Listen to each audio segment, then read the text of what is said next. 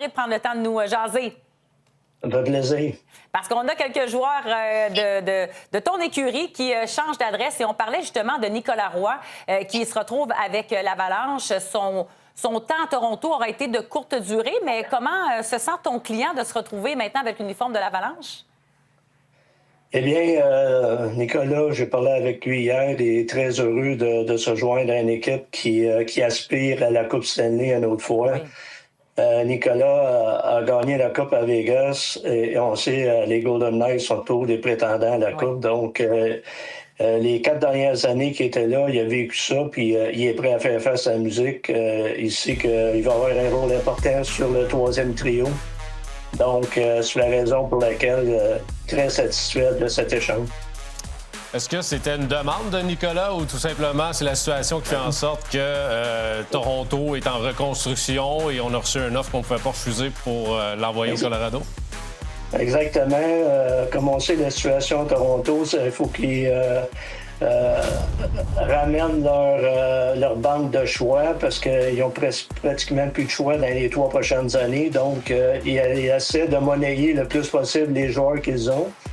Et il y avait des rumeurs pour Edmonton à un moment donné, il y a environ 2 semaines. Mais maintenant, avec Colorado, qui sont arrivés avec un offre, je pense qu'ils ne pouvaient pas refuser avec un premier choix repêchage puis un 5e choix. C'était facile pour eux d'envoyer Nicolas à Colorado.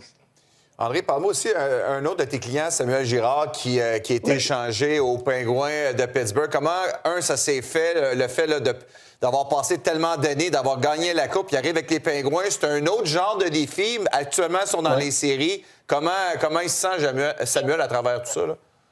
Écoute, il est très heureux. Il a déjà 5 matchs de jouer.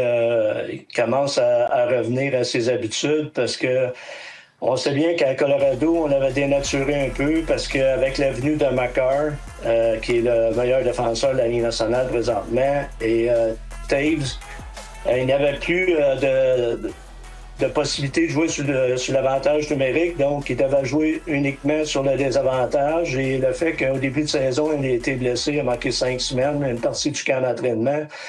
L'équipe allait bien, l'équipe était première dans la Ligue nationale au niveau du désavantage. Puis le niveau de l'avantage numérique, on sait, on comprend rien là-dedans, que ça fonctionne pas. Là. C'est 32e, c'est 32. Il n'y a pas personne qui comprend ça, mais les gars.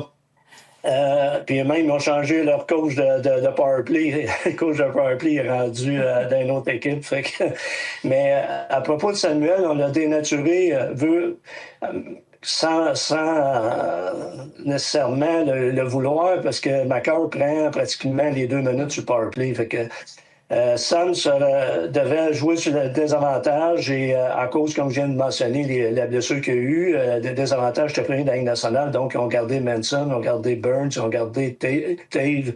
Donc, à ce moment-là, ça lui donnait pas beaucoup de temps de glace. Il était rendu à 17, 18 minutes. Puis depuis le début de sa carrière, il jouait 20 minutes et demie. Et on sait que souvent, dépendamment du nombre de punitions dans un match, il pouvait aller à 22, 23 minutes. Donc, à 17 minutes, il reste 1 an de contrat. Là, à ce moment-là, ça devenait difficile pour lui d'accepter ça. Puis aussi, on le regarde présentement avec Pittsburgh. Si vous avez remarqué les matchs, j'avais fait certains de ces matchs-là. Il commence tranquillement à reprendre ses repères offensifs. Il commence à être plus incisif au niveau de son offensive, surtout à la ligne bleue, la ligne bleue offensive, commence à faire ses spinoramas, à prendre l'espace qu'il y a devant lui. Donc, c'est de revenir à ses anciens forces. Il était un joueur offensif qui était capable de déplacer la rondelle rapidement. Il est toujours dans les 10 premiers dans la Ligue nationale sur les sorties de zone, sous pression. Donc, il va aider beaucoup Pittsburgh là-dessus.